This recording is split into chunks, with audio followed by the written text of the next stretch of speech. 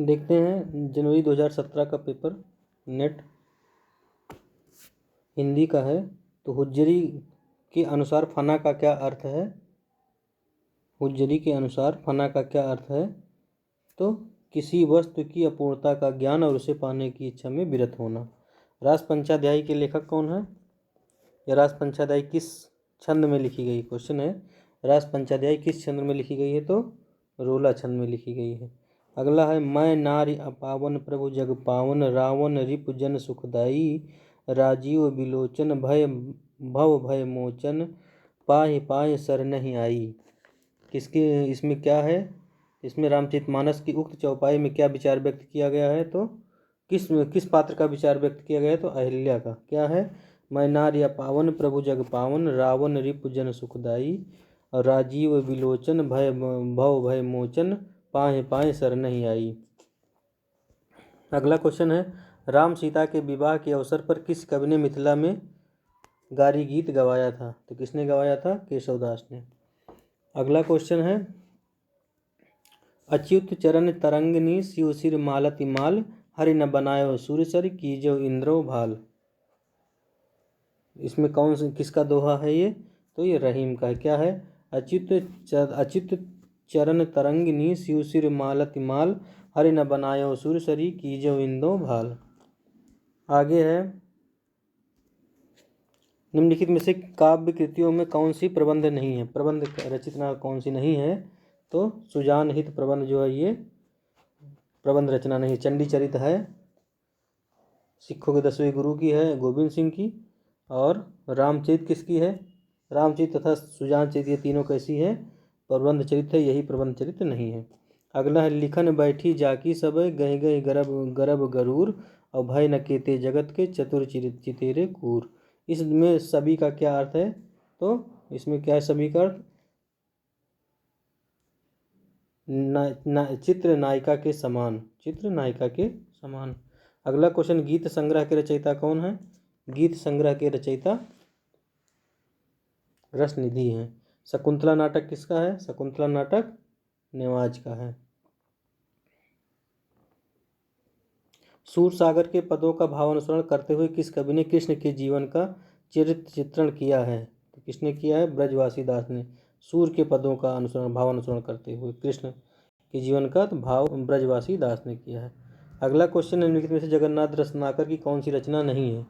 तो कौन सी रचना जगन्नाथ दास रत्नाकर की नहीं है? भ्रमर दूत नहीं है। अगला क्वेश्चन है निम्नलिखित में से कौन सा काव्य संग्रह शमशेर बहादुर सिंह का नहीं है? शमशेर बहादुर सिंह का कौन नहीं है? आज अभी आँखों से, कुछ कविताएं, कुछ और कविताएं, काल तुझसे होड़ मेरी, ये सभी हैं।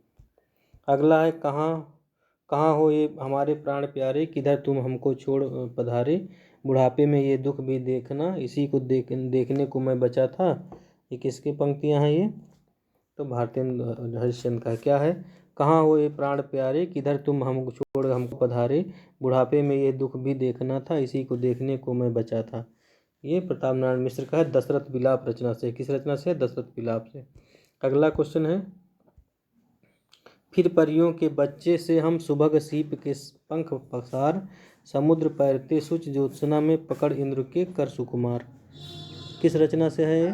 किसकी लाइन है ये? तो ये पंत की लाइन है। किसकी लाइन है? पंत की लाइन है। आगे है सबका निचोड़ लेकर तुम सुख के सूखे जीवन में बरसो प्रसाद हिम कनसा आंसू इस विश्व सदन में। ये लाइन किसकी है? ये लाइन प्रसाद जी की है। अगला क्वेश्चन नंबर 16 देखते हैं हम। 16, 17, 18 निम्नलिखित में से कौन सी रचना पंत की नहीं है? कौन सी रचना पंत की नहीं? तो गीत गुंज नहीं है। अगला है महादेवी वर्मा कौन सी रचना नहीं? तो निहार रस नीरजा है। वीणा इनकी अच्छा कौन सी है? तो नीरजा है। अगला क्वेश्चन है कहाँ जाऊँ हर दिशा में मृत्यु से भी आगे की अपरिमित दूरियां हैं। कविता की ये पंक्तियाँ कौन नारायण की किस रचना से है? कहाँ जाऊँ हर दिशा में मृत्यु से भी आगे की परिमित दूरियां हैं। किस रचना से? ये आत्मजयी से है। अगला क्वेश्चन है चौपट चपेट मयंक मंजरी के लेखक कौन है? किशोरीलाल गोस्वामी है। डॉक्टर गोपाल राय के अनुसार हिंदी में नॉवेल के अर्थ में उपन्यास पद का प्रथम प्रयोग किसने किया था? तो भारतेंदु हरिश्चंद्र ने किया था। अगला, पांडे बेचन शर्मा उग द्वारा रचित उपन्यास कौन सा नहीं है? कौन सा नहीं है? तो दिल्ली का कलंक। दिल्ली का कलंक किसका है? दिल्ली का कलंक ऋषभ चरण जैन का है। अगला क्वेश्चन है, कर्नट कबीलों के जीवन यथार्थ को लिखा गया विविध पक्षों पर उपन्यास कौन सा है? तो कब तक पुकारूं रागे राघव का है। अरुण और मधुलिका किसके पात्र हैं? अरुण और मधुलिका पुरस्कार के पात्र हैं, प्रसाद की कहानी है। अगला, भीष्म शाही द्वारा रचित कहानी कौन सी नहीं है? भीष्म, तो काठ का सपना। काठ का सपना किसकी है? मुक्ति बोध की है। अगला क्वेश्चन है, क्वेश्चन नंबर 25, आधुनिक ईरान की पृष्ठभूमि पर रंजित इस्लामिक क्रांति का चित्रण किस उपन्यास में किया है? तो 7 नदियां एक समंदर में। किसका है? नासिरा शर्मा का। कब की रचना है? 1984 की। अगला, जैन द्वारा रचित कहानी संग्रह नहीं है। जैन द्वारा रचित नहीं है, तो कौन सा नहीं? इंसान के खंडहर। इंसान के खंडहर इनकी नहीं है। अगला क्वेश्चन है, वैदिक सूक्तों के गरिमा में से लेकर लोकगीतों के महासागर तक जिस अविच्छिन्न प्रवाह की उपलब्धि होती है उस भारतीय भावधारा को मैं स्नातक हूँ। ये किसने कहा था? तो किसमें है ये? विद्यानिवास मिश्र ने अपने किस निबंध में संग्रह की भूमिका में इसे कहा था? चितवन की छांव में। क्या कहा था? कि वैदिक सूक्तों के गरिमा में उद्गम से लेकर लोकगीतों के महासागर तक जिस अविच्छिन्न प्रवाह की उपलब्धि होती है उस भारतीय काव्यधारा का मैं स्नातक हूँ, चितवन की छांव में कहा गया है। अगला है, अज्ञेय ने शेखर के संदर्भ में अपने किस निबंध में स्वीकार किया कि जिया क्रिस्तोफ के अनवरत आत्मशोध और आत्म साक्षात्कार का जो चित्र रोला ने प्रस्तुत किया है उससे कुछ अवश्य प्रेरणा मिली है? तो किसमें कहा है ये? आत्मनेपद में कहा है। अगला क्वेश्चन है, आज इस पराजय की बेला में सिद्ध हुआ झूठ थी सारी अनिवार्यता भविष्य की, केवल कर्म सत्य है। मानव जो करता है इसी समय उसी में निहित है, भविष्य युग युग तक का। अंधयुग नाटक का उक्त संवाद किस अंक से उद्धृत है? तो पशु का उदय से। किससे? पशु का उदय से है। अगला क्वेश्चन, समझदारी आने पर यौवन चला जाता है, जब तक माला गूंथी जाती तब तक फूल कुमला जाते हैं। जयशंकर प्रसाद द्वारा रचित चंद्रगुप्त नाटक का उक्त संवाद किस पात्र द्वारा बोला गया? तो चाणक्य द्वारा। क्या कि समझदारी आने पर यौवन चला जाता है, जब तक माला गूंथी जाती है फूल कुमला जाते हैं। चंद्रगुप्त नाटक से चाणक्य ने कहा है। अगला है, काव्य शोभाकरान कर्तारो धर्मा गुणा किस रचना की लाइन है ये? तो वामन। क्या?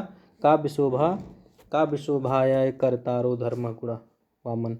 जहाँ समानार्थक विशेषणों से प्रस्तुत के वर्णन द्वारा अप्रस्तुत का बोध कराया जाए, प्रस्तुत के वर्णन के द्वारा अप्रस्तुत का बोध कराया जाए, वहाँ पे कौन अलंकार होता है? तो समासोक्ति अलंकार होता है, प्रस्तुत के द्वारा अप्रस्तुत का बोध।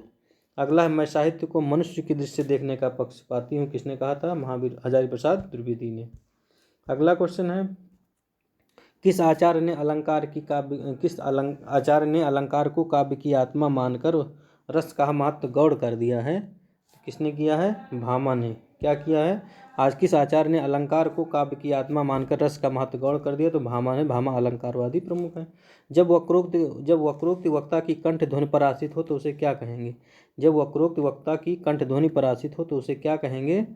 उसे काकू वक्रोक्ति कहेंगे। अगला, कौन सा ग्रंथ आचार्य भामा का है? आचार्य भामा का कौन सा ग्रंथ है? तो काव्य अलंकार है। अगला क्वेश्चन है, क्वेश्चन नंबर 36 है, स्वाधीनता प्राप्ति के अवसर पर लिखी गई निम्नलिखित कविता किसकी है? मुक्त गगन है, मुक्त पवन है, मुक्त सांस गर्वीली, लांग सात लांबी सदियों को हुई श्रृंखला ढीली, टूटी नहीं कि लगा अभी तक उपनिवेश का दाग, अब बोल तिरंगे तुझे उड़ाऊं या जगाऊं आग। किसकी लाइन है ये? माखनलाल चतुर्वेदी की। क्या है? मुक्त गगन है, मुक्त पवन है, मुक्त शीश गर्वीली, लांग सात लांबी सदियों को हुई श्रृंखला ढीली, टूटी नहीं कि लगा अभी तक उपनिवेश का दाग, बोल तिरंगे तुझे उड़ाऊं या कि जगाऊं आग। अगला है, तो ये किसकी लाइन है? माखनलाल चतुर्वेदी की। मुझे तोड़ लेना बनमाली, जो इनकी फेमस लाइन है। आगे है, कौन प्रपत्तिवादी कवि नहीं है? कौन प्रपत्तिवादी कवि नहीं है? तो गिरिजा कुमार माथुर जो है ये प्रपत्तिवादी नहीं है। नकेन में है नलिन बिलोचन शर्मा केसरी कुमार और नकेन और नरेश है, नकेन में। अगला क्वेश्चन है क्वेश्चन नंबर 38 देखते हैं, 38, 39, 40। क्वेश्चन नंबर 39 देखते हैं। कविता तो कवि की आत्मा का आलोक है, उसके रस हृदय का रस है, जो बाहर की वस्तु का अवलंबन देख फूट पड़ती है। ये कथन किसका है? तो ये रामधारी सिंह दिनकर क्या कहे हैं? कविता तो कवि की आत्मा का आलोक है, उसके हृदय का रस है, जो बाहर की वस्तु का अवलंबन लेकर फूट पड़ती है। रामधारी सिंह दिनकर। अगला है, कौन सा नाटक प्रेमचंद के प्रसिद्ध उपन्यास पर आधारित है? कौन सा नाटक प्रेमचंद के प्रसिद्ध उपन्यास पर आधारित है? तो सूरदास। कौन सा? सूरदास, जो कि रंगभूमि उपन्यास का पात्र है सूरदास। अगला है, भक्तमाल में दिए गए रामानंद के प्रथम 4 शिष्यों का अनुक्रम क्या है? तो अनंतानंद, सुखानंद, सुरसुरानंद और नरहरियानंद। और क्या है? नरहरियानंद। कौन कौन से हैं? अनंतानंद, सुखानंद, सुरसुरानंद और नरहरियानंद। आगे, हजारी प्रसाद द्विवेदी के निम्नलिखित संप्रदायों का सही क्रम क्या है? हजारी प्रसाद द्विवेदी के अनुसार संप्रदायों का सही क्रम क्या है? तो पहले श्री संप्रदाय है, फिर ब्रह्म संप्रदाय है, फिर रुद्र संप्रदाय है, फिर सनकादि संप्रदाय है। अगला है, कालक्रम की दृष्टि से। आपसे क्वेश्चन कालक्रम से है 7-8 क्वेश्चन। कालक्रम की दृष्टि से काव्य कृतियों का सही अनुक्रम क्या है? तो सबसे पहले अंग दर्पण है, फिर विरह वारिस है, फिर व्यंग्यार्थ कौमुदी, फिर मधुर प्रिया है। अंग दर्पण 1737 में है, 1737 में है अंग दर्पण। किसकी है? रसलीन की है। विरह वारिस 1815 में है, किसका है? बोधा का है। और व्यंग्यार्थ कौमुदी 1825 में किसकी है? प्रताप शाही की। और मधुप्रिया किसकी है? मधुप्रिया पजनेश कवि की है। मधुप्रिया किसकी है? पजनेश कवि की। आगे देखते हैं, प्रकाशन वर्ष के अनुसार सही क्रम क्या है? क्वेश्चन नंबर 44 में प्रकाशन के अनुसार सही क्रम क्या है? तो रश्मरथी, कनुप्रिया, द्रौपदी, संशय की एक रात। रश्मरथी कब है? 1952 में है। कनुप्रिया कब है? कनुप्रिया 1959 में है। द्रौपदी कब है? 1960 में है। और संशय किया एक रात नरेश मेहता की कब है? 1962 में है। तो सबसे पहले क्या है? रश्मरथी है 1952 में, रश्मरथी 1952 में, कनुप्रिया 1959 में, द्रौपदी 1960 में और संशय की एक रात 62 में। अगला क्वेश्चन है, कालक्रम के अनुसार बताना है प्रेम भारतेंद्र की रचनाओं में बताना है, कालक्रम के अनुसार बताना है। सबसे पहली रचना क्या हो जाएगी? भक्त सर्वस्व हो जाएगी, प्रेम तरंग हो जाएगा, सत्सई श्रृंगार हो जाएगा, मधु मुकुल हो जाएगा।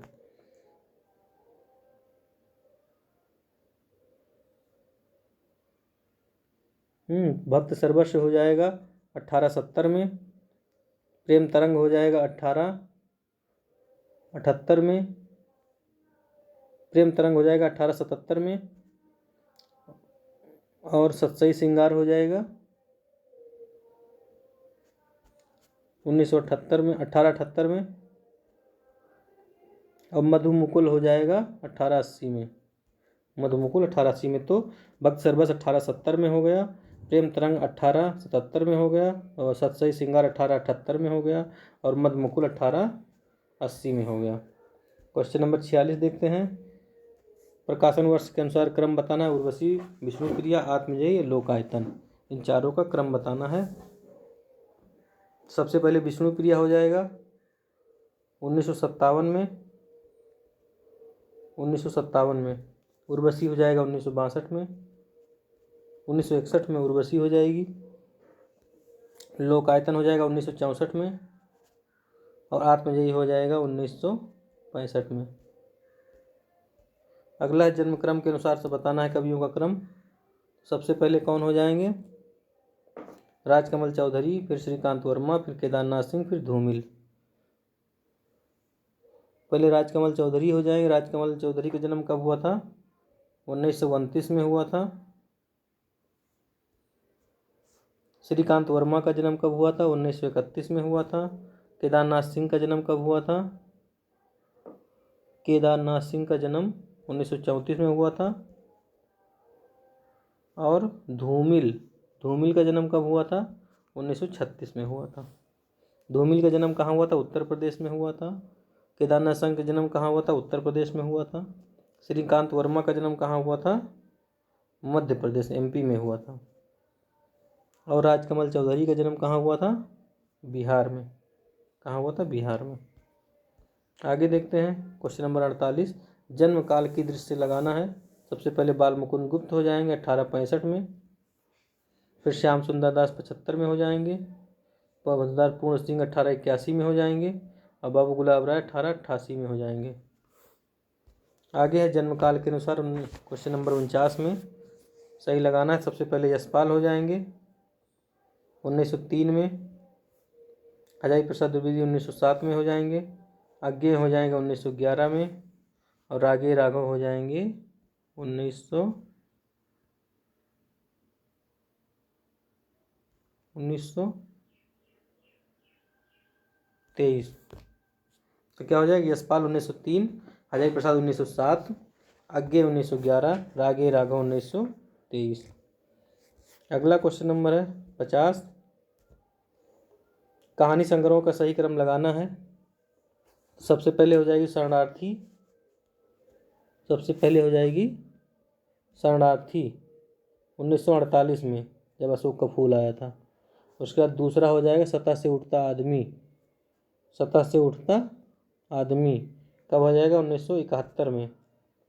और शोभा यात्रा कब है? 1981 में।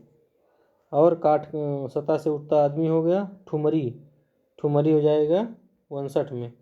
तो क्या क्या है? शरणार्थी 48 में, ठुमरी 59 में, सतह से उठता आदमी 71 में और शोभा यात्रा 1981 में। अगला क्वेश्चन देखते हैं क्वेश्चन नंबर 51। क्वेश्चन नंबर 51 है जन्म काल के अनुसार सही क्रम लगाना है। सबसे पहले क्या हो जाएगा? हरिकृष्ण प्रेमी हो जाएंगे, उसके बाद भीम साहनी, फिर मोहन राकेश, फिर शंकर शेष। भीम साहनी का हरिकृष्ण प्रेमी का जन्म 1908 में हो जाएगा, भीम साहनी का 15 में और मोहन राकेश का जन्म 1925 में और शंकर शेष का जन्म 1933 में। 1933 में और किसका हुआ था? नंददास का जन्म। अगला प्रकाशन वर्ष के अनुसार क्वेश्चन नंबर 52 में सबसे पहले क्या हो जाएगा? विस्कंभक नहीं, अच्छा पहले ये वाला क्वेश्चन है। प्रकाशन वर्ष के अनुसार इसमें क्या होगा? सबसे पहले अंगद का पाँव हो जाएगा, फिर अद्यतन हो जाएगा, विकलांग श्रद्धा का दौर, फिर मराल। मराल 1993 में है, विकलांग श्रद्धा का दौर 1980 में है, अद्यतन 1977 में है और अंगद का पाँव 1958 में है। कितने में? 1958 में। आगे है कथानक के अनुसार कुछ दृश्य सूच्य होते हैं 5 प्रकार के। इन सूच्य कथानकों का सही अनुक्रम क्या होगा? सबसे पहले क्या है? विस्कंभक, विस्कंभक, प्रवेशक, चूलिका, अंकास्य और अंकावतार। क्या क्या है? विस्कंभक, प्रवेशक, चूलिका, अंकास्य और अंकावतार। विस्कंभक का मतलब क्या होता है? घटना दो उप प्रधान पात्रों के वार्तालाप द्वारा दी जाती है। प्रवेशक में प्रायः गौड़ प्रवेश के से 2 अंकों के मध्य दी जाने वाली सूचना कहते हैं। प्रायः गौड़ पात्रों के प्रवेश से 2 अंकों के मध्य दी जाने वाली सूचना है। चूलिका क्या है? नेपथ्य या पर्दे के पीछे दी जाने वाली सूचिका है। अंकास्य क्या है? अंक की समाप्ति के पश्चात दूसरे अंक के शुभारंभ होने की सूचना को अंकास्य कहते हैं।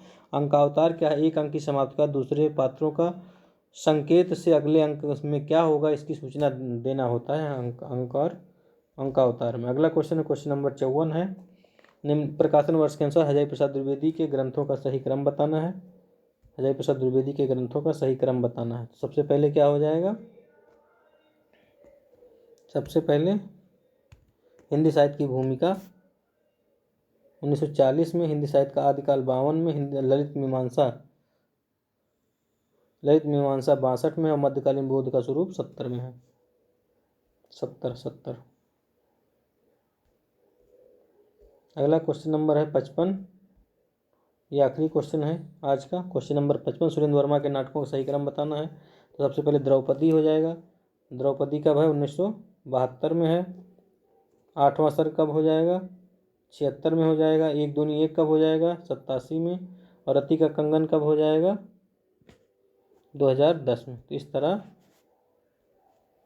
इस इस तरह हमने 50 क्वेश्चन मुश्किल से 15 मिनट में पढ़ लिए नेट के जनवरी 2015 का।